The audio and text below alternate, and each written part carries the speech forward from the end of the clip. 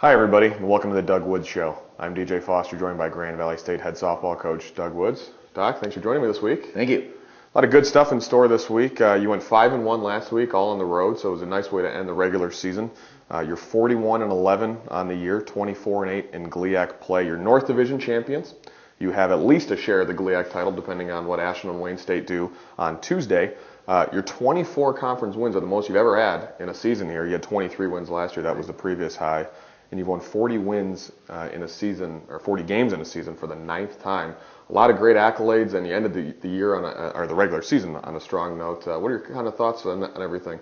Well, it was great to end that way, and we were very fortunate. We started the first week of league play 5-1, and we ended at 5-1. So that means hopefully, we haven't peaked yet. That we're still going in the right direction. And so far, it's been a great year. Yeah, definitely. Last Wednesday at Hillsdale, you took on the Chargers and got a split. You win the first game 6-1. Hannah pitched great, 5 hits in 7 innings. Brianna Taylor decided to show off the muscle a little bit. 3 for 3 with 2 home runs. She drove in 3 runs. Katie Martin also homered. Right. Tanya Calkins was 2 for 2 in that game. Second game was down to the 7th inning. It was 1-1 in the 7th. Hillsdale scored 4 runs. They ended up winning 5-1. In that game, Emily Holt and Maggie Kerrigan were both 2 for 3. Good to see production from both of them.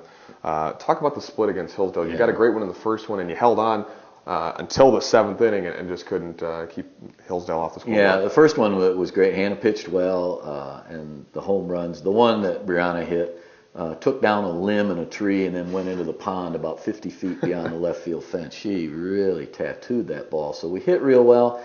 Hannah pitched well in that game.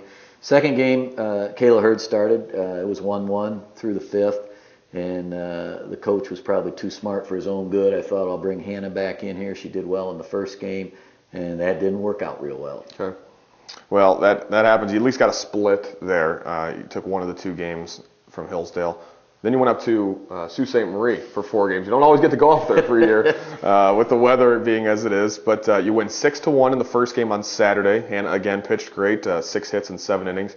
Katie Martin was tremendous all weekend. She was 3 for 4 that game, a double, a home run, 3 RBI. Tanya Calkins also homered. Carly Rezutis and Nelly Casola each had 2 hits apiece.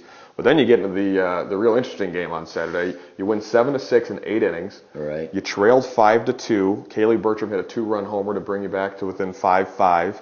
Then Lake State scored. Then Emily Holt leads off the 7th inning, the bottom of the 7th with the home run, and then you win it in the 8th on a Miranda Cleary walk-off hit. Talk about both those games, and especially the ending of game 2. Yeah, it was. Both those games were great. And once again, going to the UP, it's great to get up there in the sunshine, and so the weather was not a factor, which was nice. Hit the ball well. First game, once again, Hannah pitched well in that game.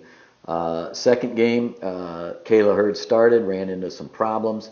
And we were down 3-0, then we're down 5-2. We brought Katie Martin in, who probably has not pitched in 5 weeks, and Katie, she held us right in the game. We stayed in there. As you said, Kaylee Bertram's home run tied at 5-5. Mm-hmm. They went up 6, and then Emily Holt just smashed one. Yeah. Tied at 6-6, and we hung in there till the 8th, and then with 2 outs, we proceeded to get 3 straight singles and scored, and then held them. We were home team, and we won that with Miranda Cleary's single. So a great win. To come from behind and win, I think gives your team a little boost of confidence. Sure, and then that carried the confidence into Sunday. And against the Lake State team that had been playing well recently, they had a couple big splits against, I believe, Findlay and Wayne State. So it's good to get those. And you got 2 more wins on Sunday. You win 8-4 in the first game. Katie again, 3 for 3. Decided to add a triple to her resume, which she hadn't done all season. Nelly Casola also had 3 hits. Maggie Kerrigan had a triple. Then you win 9-1, pretty easy in the second game. Katie pitched very well that game. You can attest to that. Right. Emily Holt had another home run. She went 2 for 3 with a couple of RBIs. Maggie Kerrigan 2 for 2 with 2 runs scored. Right. So a great way to finish off the weekend and, in essence, the regular season.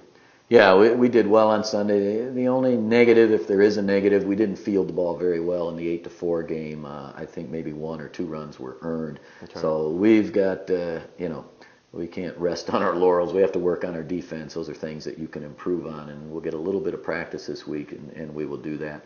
But we hit well, and then that second game we hit very well. And as you said, Katie Martin She did about all of it for us. Every ball she hit was hard. One ball, maybe not hard, but it was a protect the plate swing. The ball went into right field, so she did well. She pitched well for us, and if we needed her to drive the bus, she probably could have done that. Yeah, an interesting note on Katie, she has a 17-game hitting streak now. She has a base hit in 30 of her last 31 games. That's just tremendous.